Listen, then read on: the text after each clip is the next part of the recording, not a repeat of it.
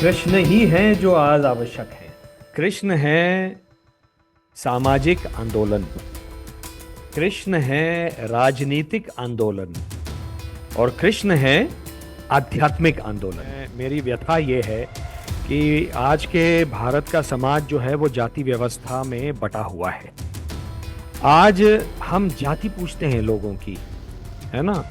इससे युवा आज का दूर रहे, ये घातक है, ये कैंसर है। क्योंकि पावर जब आ जाती है तो उस पावर का दुरुपयोग करना एक मानव दुर्गुण है।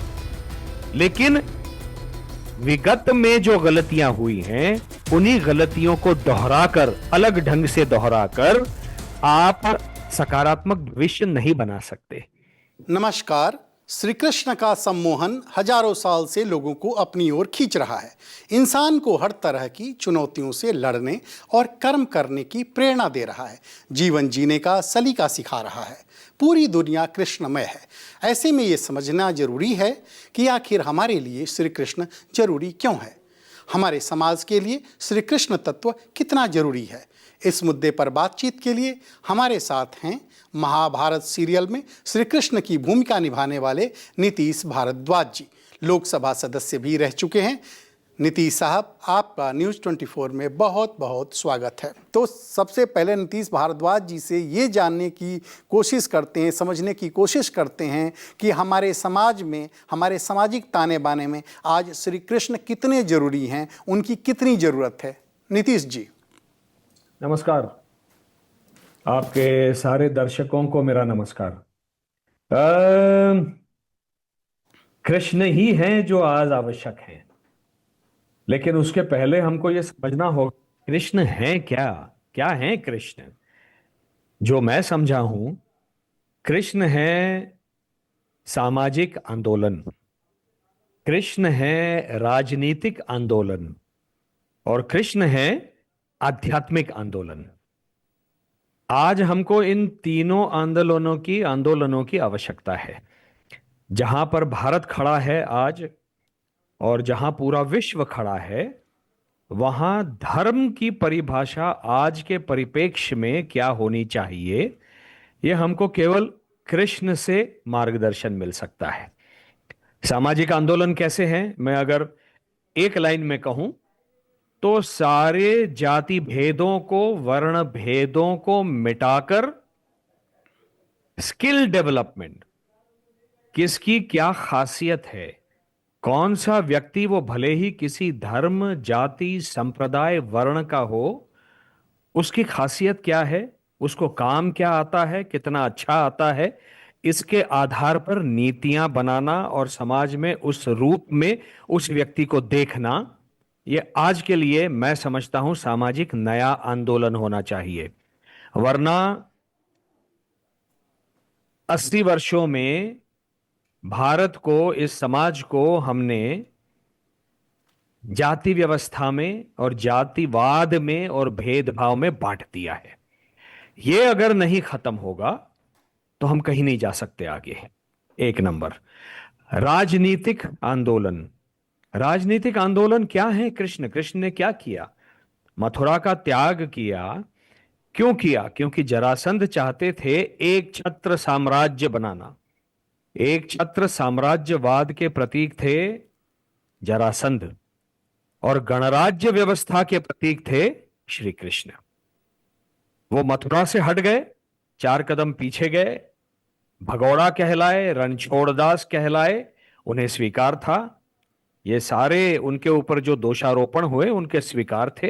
लेकिन द्वारिका में जाकर एक एक्सपोर्ट ओरिएंटेड एक राज्य का निर्माण किया, जहां गणराज्य व्यवस्था का निर्माण किया, सुधर्मा नाम की लोकसभा को वहां स्थापित किया और एक्सपोर्ट के माध्यम से आखाती प्रदेशों के जो देश हैं, वहां द्वारिका ने बहुत सारे एक्सपोर्ट्स किए और एक नवीन शक्ति और ऊर्जा लेकर वो धर्म स्थापना की ओर चल दिए।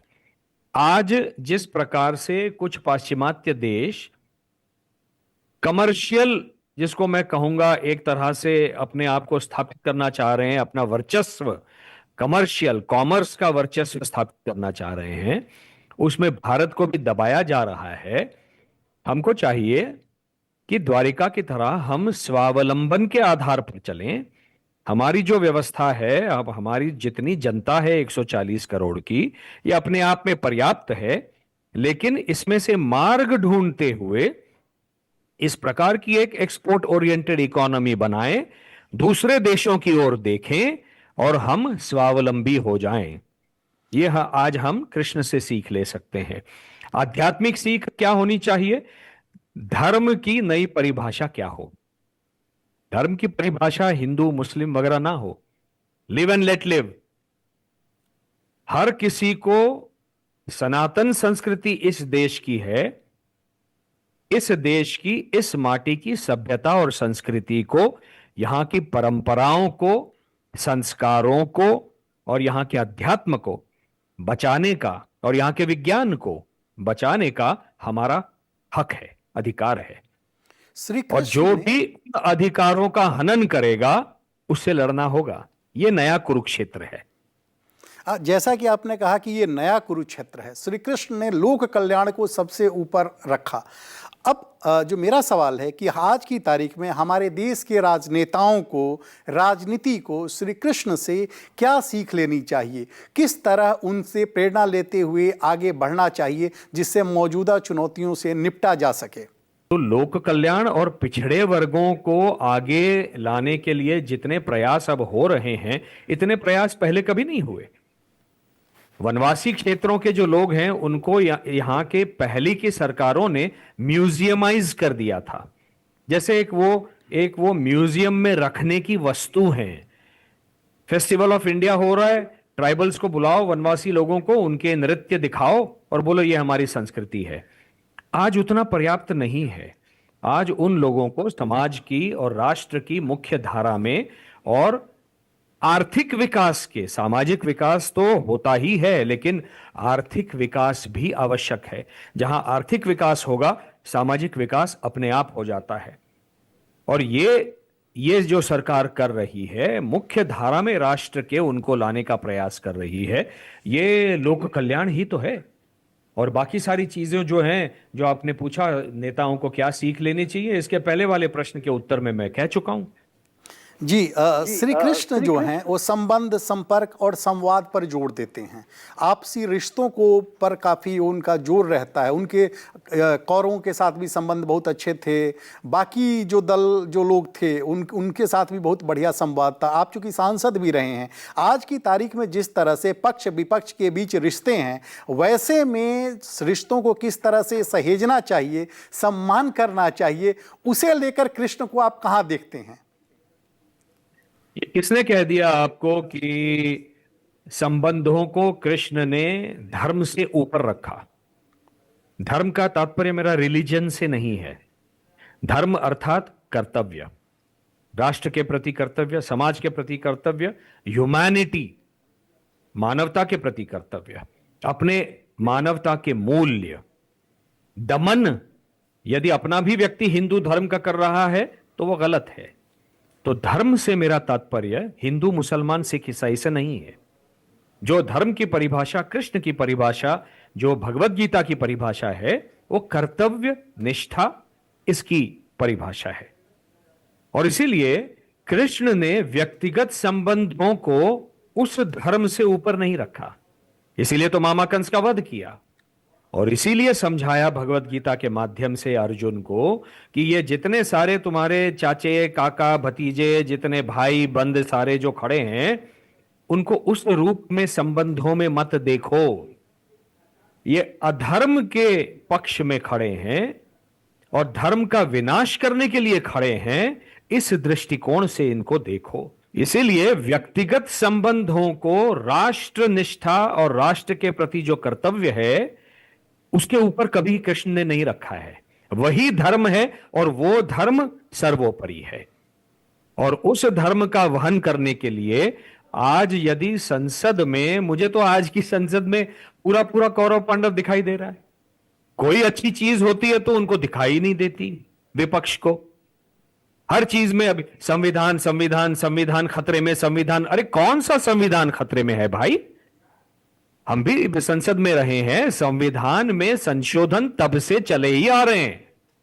आज भी कई सारे विपक्ष के नेताओं ने संविधान में संशोधन के रूप में स्पीकर लोकसभा, स्पीकर राज्यसभा को संशोधन दिए होंगे। यह संशोधन करना लोकसभा का प्रतीक है, लोकतंत्र का प्रतीक है, गणतंत्र व्यवस्था का प्रतीक है। उसका अर्थ यह नहीं होता कि संविधान मिटाया जा रहा है। संविधान तो है, लेकिन उसको बेहतर कैसे बनाया जाए, यह प्रयास सबको करना है।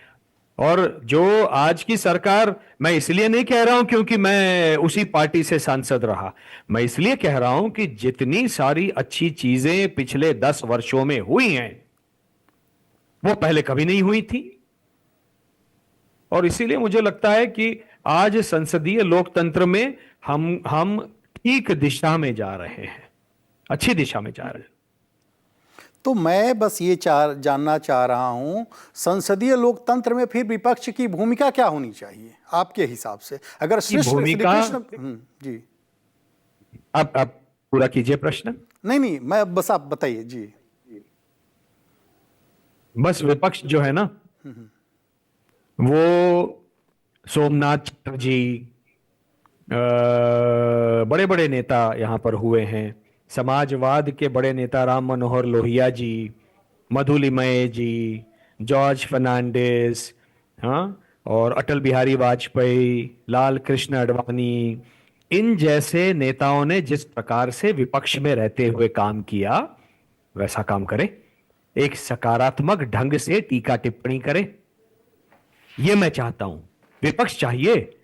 संसदीय लोकतंत्र में विपक्ष नहीं होगा तो कैसे चलेगा? विपक्ष की आवश्यकता है, लेकिन वो नेता उस तरह से बर्ताव तो करें। वो किसी की मिमिक्री करना, उसको एक बड़ा नेता जो है वो उसको रिकॉर्ड करके अपने उसमें डाल देता है सोशल मीडिया में। इस धरातल पर आकर यदि आप संसदीय लोकतंत्र में बिहेव करेंगे तो आप अपने पद की और अपने नाम की और अपने कुल की गरिमा को नीचे कर रहे हैं। ऐसे नहीं होता। बहुत बड़ा कुल है गांधी परिवार, नेहरू गांधी परिवार इतना बड़ा परिवार है, कुछ तो उनका भी योगदान रहा है ना। मैं कहां मना कर रहा हूं। हरित क्रांति हुई, श्वेत क्रांति हुई, कुछ तो योगदान रहा है। और ये स्वयं अटल बिहारी वाजपेयी जी ने इसको स्वीकार किया है। 71 का जो युद्ध हुआ था उसमें तो दुर्गा कह दिया था माननीय इंदिरा जी को अटल बिहारी वाजपेयी जी ने। इस तरह से एकत्रित होकर हम अगर विदेश जा रहे हैं तो भारत का प्रतिनिधित्व कर रहे हैं, वहां जाकर ओछी राजनीति करना यह संसदीय लोकतंत्र नहीं है, नहीं है। और मैं चाहता हूं ये सारे बड़े नेता, इनको एक इतना बड़ा सुनहरा अवसर मिला है सकारात्मक लोकतंत्र में, सकारात्मक पार्लियामेंट में जाकर भूमिका निभाने का, उसको वो करें।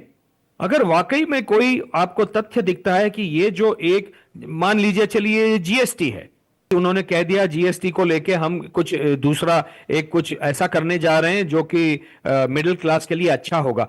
ये मिडिल क्लास के लिए क्या अच्छा हो सकता है, किस तरह से जीएसटी ठीक नहीं है मिडिल क्लास के लिए, ये विपक्ष बोलता। प्रत्येक चीज में एक उसका नुस्ख ही ढूंढना कि क्या गलत है वो करना, सकारात्मक तरीके से ढूंढिए, आपका स्वागत है। मैं भी चाहता हूं। आज मैं संसद में नहीं हूं, लेकिन मैं कुछ नीतियों की आलोचना मैं खुद भी करता हूं इसी सरकार की, और करना चाहूंगा। और यही लोकतंत्र है, और ये विद इन पार्टी भी लोकतंत्र है। हम बोलते हैं, हम अपने मंत्रियों को जाकर कहते हैं कि देखिए आपके मंत्रालय में ये सुधार हो सकते हैं, ये ऐसा हो सकता है। तो ये लोकतंत्र में सकारात्मक ढंग से काम करना ये अपेक्षित है। एक नागरिक की हैसियत से मेरे लिए ये अपेक्षित है। ये नहीं कि बस जो कुछ है वो सिर्फ काला चश्मा पहन के ही देखना, या ओछी राजनीति करना, मिमिक्री करना, उसको शूट करके डालना, ये अच्छा नहीं है, ये ठीक नहीं है। अच्छा, श्री कृष्ण को कूटनीतिज्ञों का कूटनीतिज्ञ कहा जाता है, डिप्लोमेट्स का डिप्लोमेट। अब आज की तारीख में अगर श्री कृष्ण होते, और जिस तरह की चुनौतियों से पूरी दुनिया जूझ रही है, भारत भी जूझ रहा है, तो वैसे में उनका रास्ता क्या होता भारत के लिए? उनका राष्ट्रवाद किस ओर आगे बढ़ता? कुरुक्षेत्र में क्या हुआ था? अधर्म के पक्ष में खड़े वाले लोग जिस तरह से एकत्रित हुए थे, कृष्ण ने धर्म के पक्ष में जो खड़े रहने वाले हैं उनको एकत्रित किया। क्या हम पिछले 10 वर्षों से ये नहीं कर रहे हैं? क्या ये सरकार नहीं कर रही है? माननीय प्रधानमंत्री जी ने आते ही 2014 में जो विदेश के दौरे शुरू कर दिए थे, कितनी बड़ी आलोचना हुई थी उस समय। कितनी बड़ी आलोचना हुई थी कि ये तो विदेश घूम रहे हैं, हाँ, 50 देश घूम कर आए हैं। आपको पता है जब ये ऑयल की जो क्राइसिस हुई थी तो रुपये में रशिया से ऑयल खरीदा था, क्योंकि कहीं और से मिल नहीं रहा था। वैश्विक एक परिस्थिति जो युद्ध की जब बन गई थी, अगर वो ऑयल हमको नहीं मिलता तो हमारी गाड़ियां नहीं चलती, हमारे कारखाने नहीं चलते, हमारी इंडस्ट्री ठप हो जाती। आज ब्रिक्स में जिस प्रकार से Brazil, Russia, India, China, south America, UAE, अब नए नए देश उसमें जुड़ रहे हैं, यह नया कुरुक्षेत्र है भाई साहब। यह नया आज का कुरुक्षेत्र है कि जो हम सकारात्मक अपने देश के लिए, डोनाल्ड ट्रंप क्या कर रहे हैं? डोनाल्ड ट्रंप अपने देश के लिए तो सोच रहे हैं ना। वो बाकी सब के ऊपर जो टैरिफ्स लगा रहे हैं वो अपने देश के हित में लगा रहे हैं। वो सही है गलत है मैं नहीं कुछ कह रहा, लेकिन उनकी सोच क्या है? मेरे अमेरिका के हित में क्या है? यह है तो मैं ये टैरिफ लगाऊंगा, जो मेरा दुश्मन है उसके ऊपर ज्यादा टैरिफ लगाऊंगा। अब उसके दुष्परिणाम उनको भुगतने पड़ेंगे, दूसरी बात है ना। तो वैसे ही अपने देश के हित में सोचने का प्रत्येक सरकार को अधिकार है।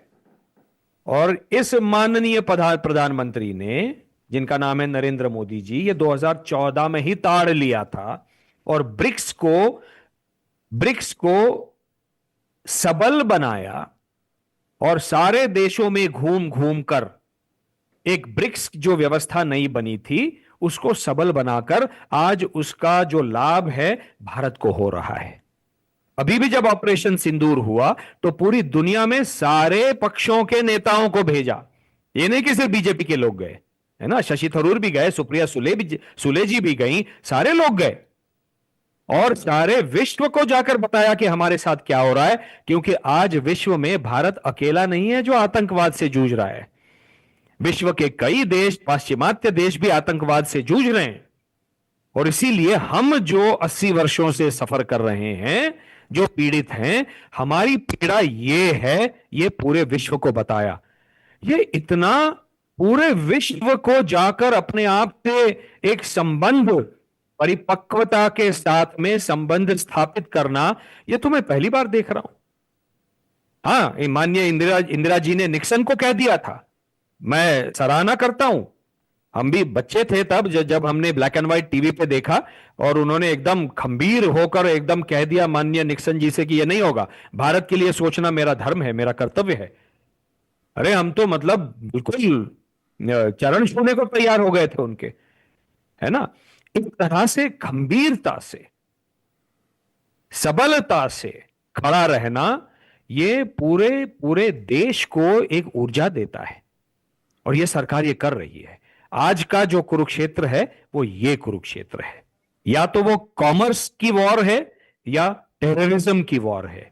और इन दोनों वॉर्स में, दोनों युद्धों में भारत का जो रोल है पिछले 10 सालों में वो बहुत अच्छा और सकारात्मक रहा है, प्रोएक्टिव रहा है, विजनरी रहा है, ऐसा मेरा मानना है। दुनिया में सबसे अधिक युवा भारत में हैं। और आखिर में ये आखिरी सवाल है और इसके जरिए ये चाहेंगे हम कि किसी एक श्लोक के जरिए ऐसा अगर आप संदेश दें जो कृष्ण के जीवन से प्रेरणा लेते हुए आगे बढ़ें और भारत दुनिया की सबसे बड़ी महाशक्ति बने, तो कौन सा श्लोक होगा जिससे प्रेरणा लें आज के युवा, जो भारत को कहते हैं ना 2047 का पीएम ने भी लक्ष्य रखा है विकसित भारत बनाने का। तो युवाओं को किस श्री कृष्ण के श्लोक से, एक दो श्लोक अगर बताएं जिसके जरिए उनको प्रेरणा लेनी चाहिए। आज के भारत को मैं जो देखता हूं, मेरी व्यथा ये है कि आज के भारत का समाज जो है वो जाति व्यवस्था में बटा हुआ है। आज हम जाति पूछते हैं लोगों की, है ना। इससे युवा आज का दूर रहे, ये घातक है, ये कैंसर है। इससे उबरना होगा, इससे ऊपर उठना होगा। कृष्ण ने कहा है, जाति के ऊपर कुछ नहीं कहा, क्योंकि जाति व्यवस्था तो बाद में बनी। भगवत गीता जब बोली थी भगवान श्री कृष्ण ने, उन्होंने बड़ा क्लियरली बता दिया था, चातुर्वर्ण्यम मया सृष्टम गुण कर्म विभागशः। 4 वर्णों की स्थापना मैंने की, किस आधार पर? गुण और कर्म के आधार पर। मुझ में क्या गुण हैं और उन गुणों के आधार पर मैंने अपना क्या कर्म चुना है। अगर मैं, पता चला, ब्राह्मण परिवार में जन्मा हूं, लेकिन मेरे गुण ऐसे हैं कि मैंने कर्म चुना है आर्मी नेवी एयरफोर्स में जाने का, तो मेरा वर्ण हो जाएगा क्षत्रिय। लेकिन वो वर्ण व्यक्तिगत जीवन के लिए है, समाज के लिए और राष्ट्र के लिए नहीं है। ये जिस दिन अपना युवा समझ लेगा और अपने स्किल्स को डेवलप करेगा, तब तक मेरा यह मानना है कि जिस दिन यह होगा भारत का सही विकास, या भारत सही विकास की पटरी पर चलने लगेगा। आज एक बहुत बड़ा चैलेंज है, बहुत बड़ा चैलेंज है जाति व्यवस्था को मिटाना। जाति व्यवस्था, मैंने एक अपने फेसबुक के उसमें हमने जिनको शूद्र बोला, कौन है वो लोग? कोई कुम्हार है, कोई लोहार है, कोई कारीगर है। ये सारे कारीगर हैं, इनमें कला है, और इसीलिए कलाकार के रूप में मैंने कहा मैं शूद्र हूं। क्योंकि ये शब्द जो शूद्र है वो किसी की मानहानि करने का, किसी को नीचा दिखाने का शब्द नहीं था। मतलब सेवा भाव। शूद्र जो जो उसे कहा जाएगा, अपनी जो स्किल है, उसकी जो कला है, उसके माध्यम से वो बेस्ट सेवा देगा। ये उसका तात्पर्य था। हमने उसको, ये गलती हुई है, पहले ये गलती हुई है, सदियों से होती आ रही है। क्योंकि पावर जब आ जाती है तो उस पावर का दुरुपयोग करना एक मानव दुर्गुण है। लेकिन विगत में जो गलतियां हुई हैं, उन्हीं गलतियों को दोहराकर, अलग ढंग से दोहराकर, आप सकारात्मक भविष्य नहीं बना सकते। और इसीलिए आज के युवा को मैं यह आह्वान करता हूं कि भूल जाओ जाति व्यवस्था। अपने में जो अच्छे गुण हैं, जो आप में कला है, जो आप में गुण है, आप में जो एक बुद्धि है, उसको, मेधा, स्मृति, ये जो सारा आपको भगवान ने दिया है, ये जाति देख के नहीं दिया हुआ है। इसको विकसित कीजिए और ऊपर आइए। आज इतनी सारी आपको स्कीम्स अवेलेबल है, उनका लाभ उठाइए और भारत के विकास में योगदान कीजिए। जाति व्यवस्था व्यक्तिगत जीवन के परे मेरे लिए समाज में और राष्ट्र धर्म में नहीं है और नहीं होनी चाहिए। ये एक बात अगर युवा समझ ले और उस दिशा में तत्परता से और पूरी संवेदनशीलता से और समर्पण भाव से कि मुझे भारत को, मेरे देश को विकसित करना है, ये अगर कर ले, तो मुझे लगता है ये लक्ष्य प्राप्त करना बहुत मुश्किल बात नहीं है। देखिए जापान कहां था, इजराइल कहां था, कब बने हैं ये? जापान तो राख हो गया था, बेचिराख हो गया था। क्या वो जापानी लोगों ने एक दूसरे से अपनी कास्ट और जाति व्यवस्था में अटके रहे? क्या जाति पूछी? 15-15, 18-18 घंटे आज भी जापानी लोग काम करते हैं, तब जाकर आज वो इतनी बड़ी महान व्यवस्था बनी। हर चीज, चीन में लोग जात पूछते हैं, केवल काम करते हैं, पूरे समर्पण भाव से, तन्मयता से काम करते हैं। बस हम इतना कर लें, जाति व्यवस्था खत्म हो जाएगी। हट जाइए उस व्यवस्था से। वो व्यक्तिगत जीवन के लिए ठीक है, ठीक है, आपकी जो जाति है उसी जाति में आपको संबंध बनाने हैं, विवाह करना है, वहां तक ठीक है। जो आपके वहां के संस्कार हैं, आपकी पूजा पाठ की पद्धति है, या जो भी पद्धतियां हैं आपकी, वो वहां तक, अपने घर तक सीमित रखिए, अपने उस समाज तक सीमित रखिए। लेकिन जो भारतीय समाज है या भारत एक राष्ट्र है, उसमें इसको ना आने दीजिए। ये बहुत घातक हो ही गया है, और अगर इससे नहीं हटे तो और भी घातक हो जाएगा। तो ये थे नीतीश भारद्वाज जी, जो बता रहे थे कि आधुनिक समाज की चुनौतियों से निपटने में श्री कृष्ण कदम कदम पर किस तरह मददगार साबित हो सकते हैं। श्री कृष्ण आज की तारीख में हमारे समाज को किस तरह आगे बढ़ने और चुनौतियों के बीच संघर्ष करते हुए आगे बढ़ने की प्रेरणा दे रहे हैं। नीतीश जी, न्यूज़ 24 से बातचीत के लिए आपका बहुत बहुत धन्यवाद।